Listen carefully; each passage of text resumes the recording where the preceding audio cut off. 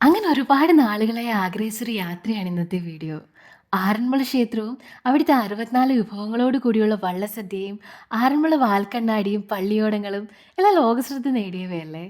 Actually ഈ ഒരു video ഒരു താങ്ക്സ് ഗിവിംഗ് ആണ് to all these people who made this journey possible. ഇതൊരു പക്ഷെ മറ്റൊരാൾക്ക് കേൾക്കുമ്പം ഒരു വലിയ സംഭവമായി തോന്നണമെന്നില്ല.